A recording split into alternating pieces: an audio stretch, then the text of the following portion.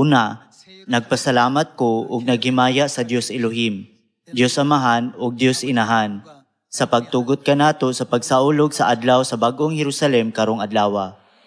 Busa, mugahin kita og panahon sa pagtuon sa pulong sa Dios uban sa sermon nga giuluhan, langit nung inahan ug langit nung mga anak. Gusto sa Dios nga magtudlo ug maghatag og giya sa tanang katawhan may tungod sa probidensya sa langit. Mao nga iyang gitukod ang mga sistema sa kalibutan, isip kopya ug anino sa langit.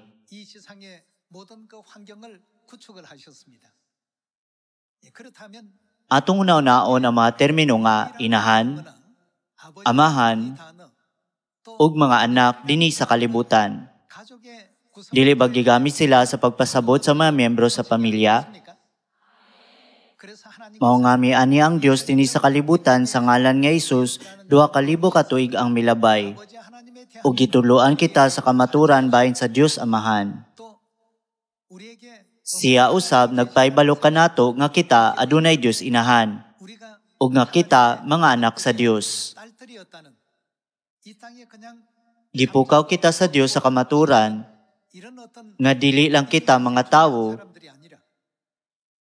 nga natulog, ug nangaon dinhi sa kalibutan, kundili mga anghel kita gikan sa langit. Ang mga tao sa kalibutan wala makasabot sa kamaturan bahin sa Dios Inahan, ni makasabot sa kamaturan nga gipadayag sa Dios diha sa Biblia. Isip resulta, napakya sila sa hustong pagsabot sa Dios Amahan o Dios Inahan. Nining adlaw, ang langit ng mga anak kinahanglang mamalandong pag-usab pinagi sa pagpangutana sa atong kaugalingon. Kung wala kita'y Dios Inahan, matawag ba kita nga mga anak sa Dios? Mga igsuon, atong susiyon ang mga sistema sa kalibutan. Kung walay pisikal nga inahan, maglungtad ba kita dinhi karon? Mahimo ba kang miyembro sa imong pamilya? Anaa ba kamo sa posisyon? Din matawag ninyo ang inyong amahan o amahan? Matawag ba ninyo ang inyong mga igsoong lalaki o babae nga mga igsuon? Unsay anaa kaninyo nga makahimo kamo ni ana? Kining tanan posible ug matuman tungod sa inyong inahan. Tinuod usab kini sa espirituanong prinsipyo. Bisan sa espirituanong kalibutan, kung walay langit ng inahan, makadawat ba kita og kinabuhi? Kung walay langit ng inahan, matawag ba nato ang Dios nga Aba, Amahan? Anaa ba kita sa posisyon diin matawag nato ang atong mga igsoong lalaki ug babae nga igsuon? Kinsa ang labing importante luyo ni ining tanan? Kini mao si inahan. Sa pagsugod sa ika-21 nga siglo, daghang mga siyentista ang nagsugod sa pag-imbestiga sa pangutana bahin sa kinabuhi. Nangutana sila, pinaagi sa unsang mga mekanismo ug unsang dalanan napasa ang kinabuhi ngadto sa mga anak. Nakaplagan nila nga ang mitokondriya sa inahan gipasa ngadto sa iyang mga anak. Ang mitochondrial gene sa amahan wala mapasa sa iyang mga anak. Nadiskubrihan sa mga biotechnologists nga sidahang ang mitochondrial genetic gikan sa inahan ipasa ngadto sa iyang mga anak, ang kinabuhi hingpit nga mahatag ngadto kanila, nga makapahimo kanila nga maglungtad ingong buhing mga binuhat, nga molihok ingon nga mga individual niining kalibutan. Unya, kinsa ang gingon nga nagbuhat niining tanan nga prinsipyo ug buhat aron molihok sa ingon nga paagi? Dili ba na isulat sa Revelation chapter 4 verse 11 nga gibuhat sa Dios ang tanang butang sumala sa iyang kabubuton? Ang langit ng mga anak maglungtad lamang kung anaa ang langit ng inahan. Dili ba tinuod nga ang langitong mga anak lamang ang gihatagan og posisyon nga motawag sa Dios nga amahan ug inahan, ug tagdon ang usag-usa ingon nga managsuon. Busa, karon kamo ug ako kinahanglang magunaw na pag-ayo kung kinsa ang langitong mga anak, buot pasabot kinsa ang mga anak sa Dios. Sa relasyon tali sa mga anak ug sa ilang ginikanan, adunay mga butang nga dili kalikayan nga ipasa sa ginikanan ngadto sa ilang mga anak. Dili kalikayan nga ipasa sa ginikanan ang ilang unod ug dugo ngadto sa ilang mga anak. Pareho kini sa spiritual. Kadtong nakapanunod sa unod ug dugo sa Dios, mga anak sa Dios.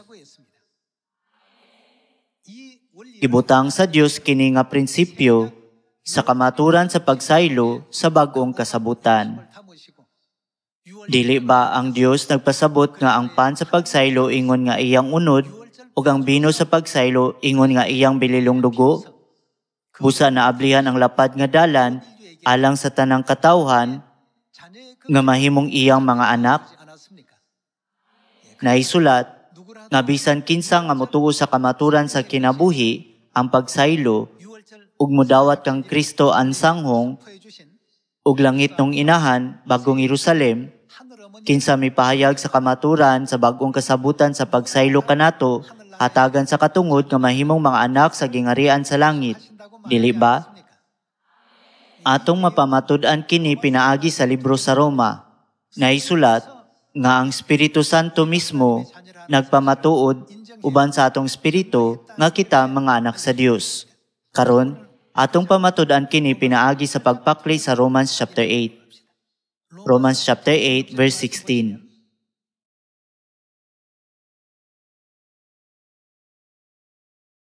Makigiusa ang maong espiritu sa atong espiritu aron pagmatuod nga kita mga unsa ang gipamatuod sa espiritu uban sa atong espiritu? Makigiusa ang maong espiritu sa atong espiritu aron pagmatuod nga kita mga anak sa Dios. Unya, giunsa man pagkaibalo sa Espiritu Santo nga kita mga anak sa Dios. Tungod kay ang unod ug dugo sa Dios ania kanato, dili ba ang Espiritu mismo nagpamatuod uban sa atong espiritu nga kita mga anak sa Dios? Sa laing pagkasulti, pinaagi sa pan ug bino sa pagsaylo sa bagong kasabutan ug sa atong pagtuo sa Dios Amahan ug sa Dios Inahan, ang Espiritu nagpamatuod nga kita mga anak sa Dios. Atong tanaw ng verse 17. Ug kay mga anak man kita niya, madawat nato ang mga panalangin nga gitagana sa Dios ug madawat nato kini uban kang Kristo. Kay kun makig-ambit kita sa unsay atong ambiton, iyang mga pag-antos, makaambit usab kita sa iyang himaya. Ang Biblia nagingon nga kita kinahanglan moagi sa mga kalisdanan apan ang mga pag-antos sula lamang. Verse 18. Giisip ko nga atong mga pag-antos niining panahon na unsa ang atong mga pag-antos karon, dili gayud ikatandi sa himaya nga ipadayag unya kanato. Sila dili lamang lisod matandi. Dili gani sila angay itandi.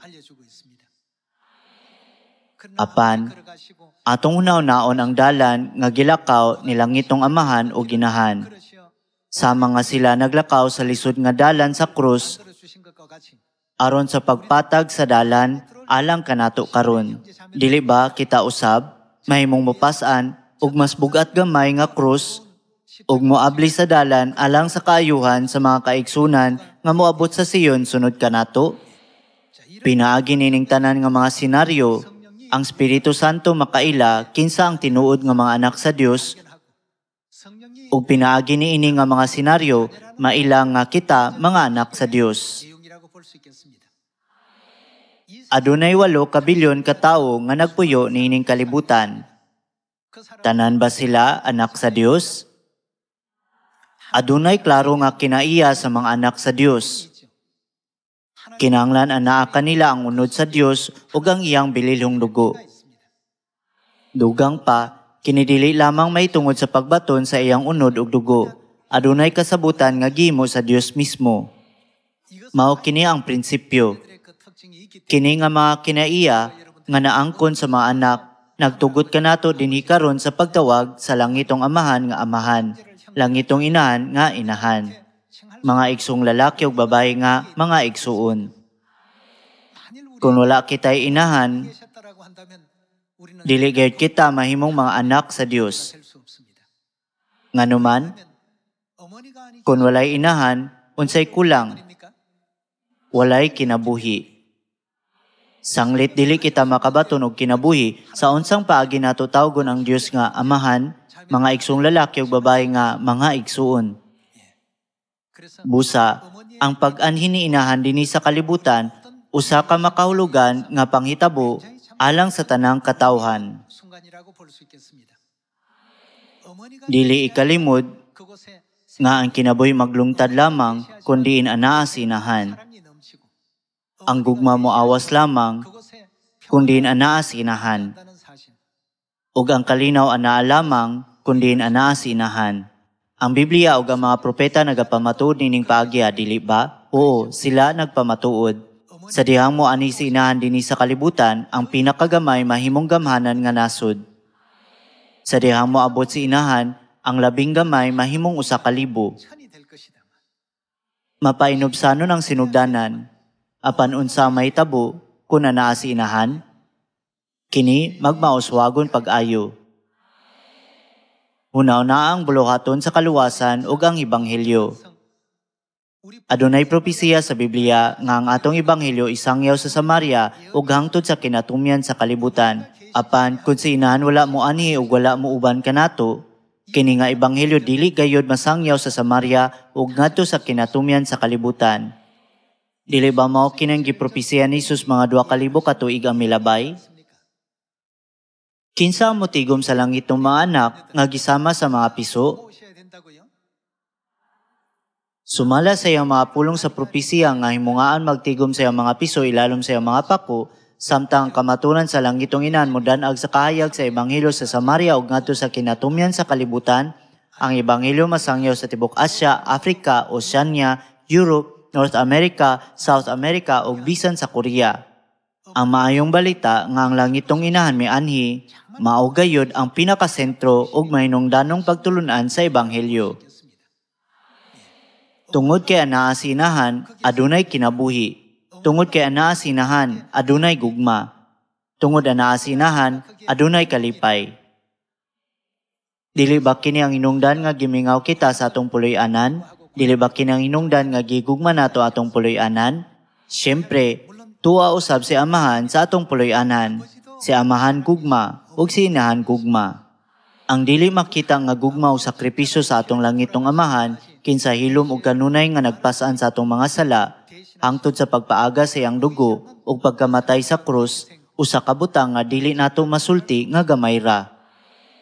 Apan sa dihang miani si amahan sa kalibutan sa ikaduhang higayon, gibili niya kini nga mga pulong. Si Eliseo misunod kang Elias, si Josue misunod kang Moises, si Pedro misunod kang Hesus, ug kinsa ang giingon ni amahan nga iyang gisunod?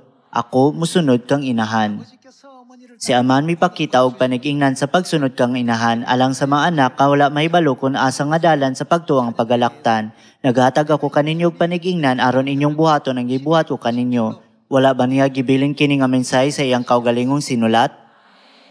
Sa wala pa mukayab si amahan sa langit, gitawag ko niya og giingnan, paminaw gyud kang inahan. Kung tumano ninyo ang mga pulong ni inahan, makakaon ka og rice cake bisan samtang natulog ka.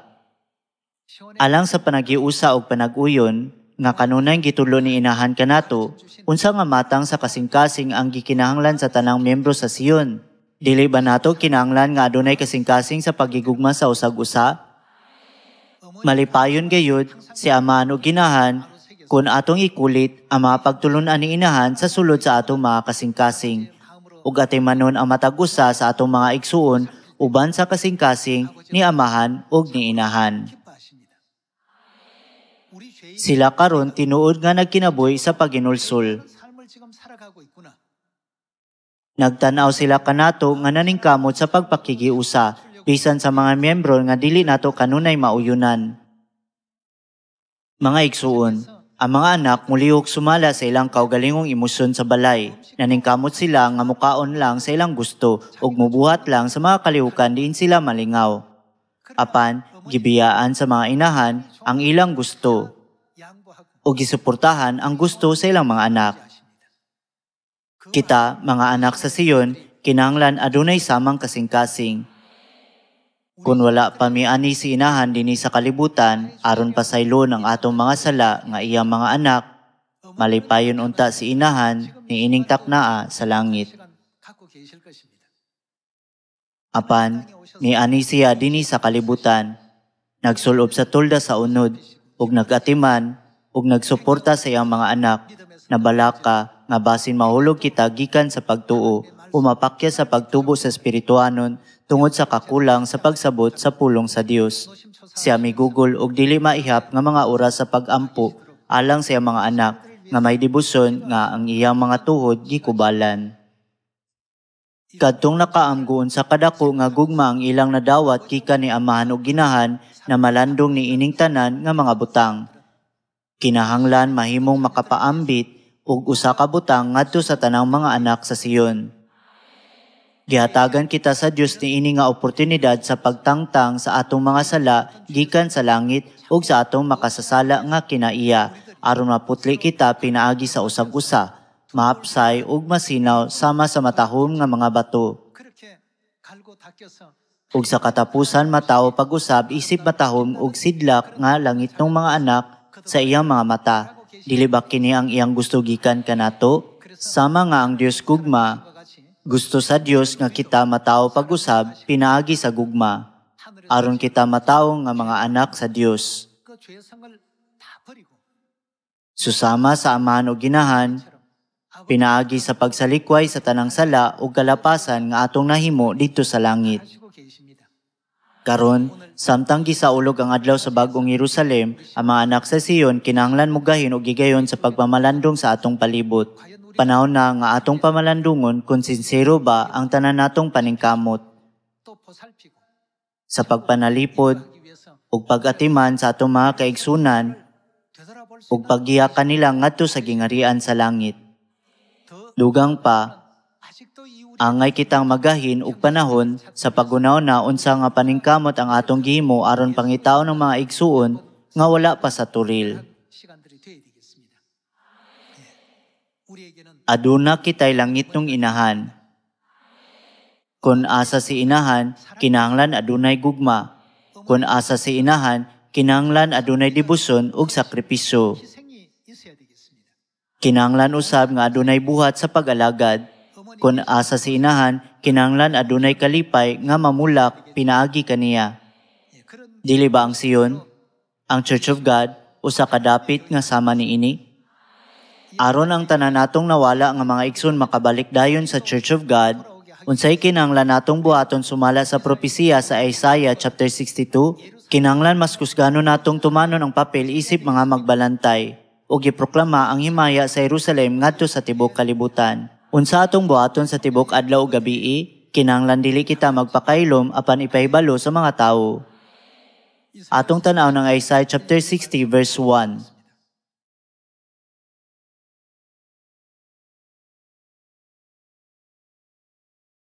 Chapter 60 verse 1. Bangon, Jerusalem, sidlak kay miabot na ang imong kahayag, ug ang himaya sa Ginoo nagdanag na kanimo. Tabunan sa kangitngit ang kalibutan, ug ang katawhan tikyupan sa kangiob. Apan ang Ginoo mosidlak kanimo, ug makita diha kanimo ang iyang himaya. Ang kanasuran mo duol sa imong kahayag, ug ang mga hari mo duol sa lamdag sa imong kahayag. Ang imong kahayag, sa verse 3, nagpasabot sa kahayag sa Jerusalem. Atong tanaw ng verse 4, tanawa ang imong palibot. Makita mo nga nagtigom na sila ug unsa ilang buhaton, muduol kanimo. Silang tanan magtapok ug moadto sa Jerusalem nga langit ng inahan. Gikan sa layong dapit, gikan sa layong nasod, mga butang imong mga anak na lalaki ug kuguso ng imong mga anak na babayi. Aron kini nga buhat mahitabo, adunay butang nga kinahanglan una natong buhaton. Unsa ang atong buhaton sa kahayag sa himaya sa Jerusalem? Atong tanawon unsay mahitabo kun ang kahayag mo danag sa tanang katawan sa kalibutan. Atong tanawon ng verse 8. Unsa ba kining naglupad nga daw panganod ug daw mga salampati nga paingon sa ilang mga puy-anan. Ang mga anak kalalaki mo ani gikan sa layo ug ang mga anak kababay pagakuguson maglupad nga daw panganod sama-sama salampati paingon sa ilang mga puy-anan. Upadayon ta sa verse 12. Mga laglag ang nasod ug gingarian nga dili mo alagad kanimo. Ang maong nasod magunob gayod sa hingpit. Ingon sa propesiya, laglagon sa Dios ang tanan nga magdumili mo duol sa kahayag sa Jerusalem. Bisan pa nga ang kahayag sa himaya sa Jerusalem misidlak. Atong tanaw ng verse 14. Ang mga anak ni atong nagdaog-daog kanimo, muana kanimo nga magyukbo. Muyukbo sa imong tiilan, kadtong tanang nagbugal-bugal kanimo. Tawgon kanila nga syudad sa Ginoo, ang Siyon sa balaang Dios sa Israel. Bisan ang mga daotan nga nagpasakit, nagpasangil, ug nagpugong sa langitong inahan, moabot nga muyukbo sa iyang atubangan. Naisulat nga ang tanan nga nagtamay kaniya, muyukbo sa iyang tiilan. Ug sila motawag kaniya nga syudad sa Ginoo, Siyon sa balaang Dios sa Israel. Mupadayon kita sa verse 20. Dili na mosalop ang inyong adlaw, ingon man ang inyong bulan. Kaya ang Ginoo mo naman ang inyong kahayag, hangtod sa hangtod. Unsay mahitabo? Ug matapos na unya ang inyong pagbangutan. Ang panahon sa pagbangutan alang sa langitong inahan nga gipropesiya karon hapit na matapos. Verse 21.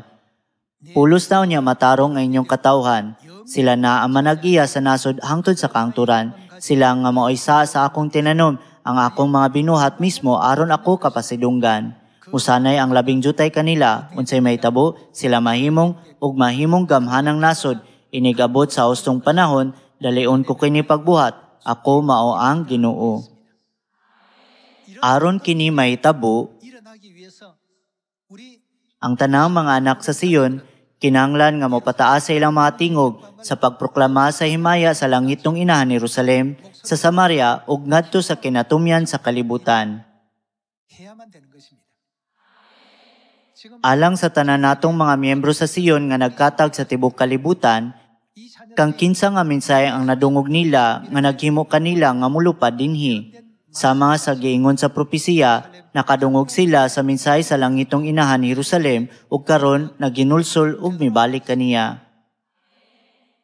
Mga igsuon, tungod kay kini ang propesiya sa Biblia, kinahanglan kitang mulihok sumala sa gipropesiya.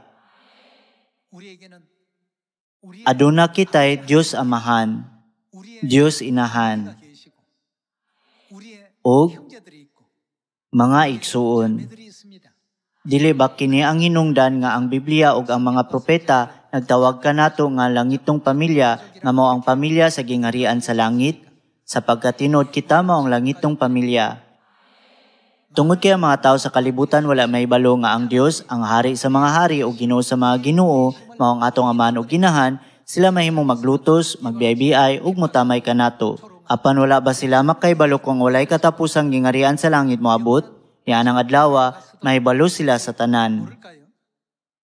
Dili na sila makapataas sa ilang mga ulo, tungod sa kaulaw.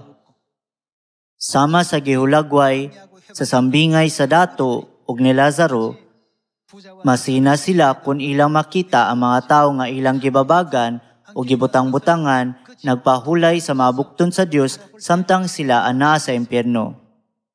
Ang dato tingali nagunaw na si Lazaro usa ka bulahan nga tawo. Samtang dinhi sa kalibutan, si Lazaro dili makakaon og maayo o makasinina, ang tanan niyang kahimtang miserable, apan sa langitong kalibutan, lahi kayo kini. Unsa ka ang gibati sa dato, sa pagkakita kang Lazaro nga naglingkod sa maymayaong trono, mao sa kalibo kapilo nga labaw pa sa iyang nabatunan. Karon, adunay 8 kabilyon ka tawo nining global nga nayon. Daghan ang mga tawo, apan wala sila makaila kung kinsa kita. Wala sila makaamgo kung unsa kita kalangdon nga nag-alagad kang amahan o ginahan. Apan, sa adlaw nga kita mobalik sa langit, sumala sa Revelation chapter 22, unsa ang buhaton sa Dios kanato? Himuon niya kita nga harianong pagkapari. sa gingarian sa langit, nga maghatag ka nato og walay katapusang himaya. Tanaw nato ang usa pa ka verse sa Isaiah chapter 62. Tanaw nato ang Isaiah chapter 62 verse 6. Nagbutang ako og mga bantay diha sa imo mga kuta o Jerusalem. Adlaw o gabi kinahanglan dili gayud sila magpakahilom. Kinahanglan nga painumduman nila ang Ginoo sa iyang mga saad ug dili gayud motugot nga malimot siya niini. Kinahanglan dili nila siya papahulayon hangtod nga unsang iyang himuon kaniya, mapahiuli ang Jerusalem ug mahimong garbo sa kalibutan. Kang kinsang kabubuton nga pasidunggan, himayaon, ug daygon siya sa kalibutan. Mao kini ang kabubuton sa Dios Amahan. Mausab kini ang kabubuton sa tanan natong langitong mga miyembro sa pamilya. Kung atong tanawon pag-usab ang tanang magul-anon nga mga panahon nga gigugol sa langitong inahan sa paggiya sa iyang mga anak sa hilom ug debosyon, atong makita nga siya tinuod nga angayan sa himaya ug sa pagdawat ug mas dakong dungog. Kita isip mga anak, angay mosunod sa dalan ni inahan hangtod sa katapusan. Magiusa kita sa usag-usa, pinagi sa pagpaambit o paghatag o gugma sa tanang mga anak sa Siyon. Sa gayon nga kita makasulod sa langit, atong maamguhan nga ang pagbaton o pagdumot o kasina sa usag-usa, dili gayud angay alang kanato isip mga makasasala. Una-una lang, nga ang atong gibuhat ini sa kalibutan, ipakita sa langitong screen at tubangan sa mga anghel. Unsa ka kung kanunay ta magdumot sa usa ka tawo? Unsa ka kung kanunay ta masina tungod sa pagbati nga ubos? Unsa ka ulaw kung atong makita ang atong kaugalingon nga naghimo sa ingon? Naginaot ko nga ang tanang langitong mga miyembro sa pamilya mahimong gugma sama ni amahan ug inahan tungod kay ang Dios gugma. Nagkaduol na kita karon sa katapusan sa tuig. Sa atong pagpamalandong sa atong pagtuo sa miaging tuig, atong pangutanon ang atong kaugalingon ni ini nga mga pangutana. Nabago na ba kita ngadto sa mga anak kay ikapasigarbo ni amahan o ginahan? Natao na ba kita pag-usab? Ang tanan sa atong palibot angay moingon, ang mga miyembro sa Church of God tinuod nga lahi. Daghan kayo sila og maayong mga kinaiya. Unsa nga klase nga tawo ang langitong inahan nga nagiya kanila? Mahimo silang mangutana o gusto nga makaibalo og dugang mahitungod sa langitong inahan. Nining paagiha, dili ba nato angay palihukon ng kalibutan pinaagi sa atong maayong mga buhat? Ang dili makita nga gahom sa Dios, kanunay nagtabang og nagiya kanato. Aron dili kita mahulog sa dalan sa dautan, apan maglakaw kanunay sa dalan sa pagkamatarong ug makaabot sa gingarian sa langit. Mao kini ang hinungdan nga bisan og adunay dili maihap nga mga simbahan sa tibok nasod ug sa tibok kalibutan, kita maluluyon nga nagatod sa kamaturan nga gitingwa sa amahan ug ginahan, samtang naghatag og kaayuhan sa matag nasod ug katilingban. Naghimo kanila nga mas maayo ug nag-usab sa kalibutan sa kangitngit ngadto sa usa ka kalibutan sa kahayag. Ako nagampo nga sa dili madugay makadungog kita sa may mayaong balita nga ang ebanghelyo gisangyaw na sa Samaria ug ngadto sa kinatumyan sa kalibutan.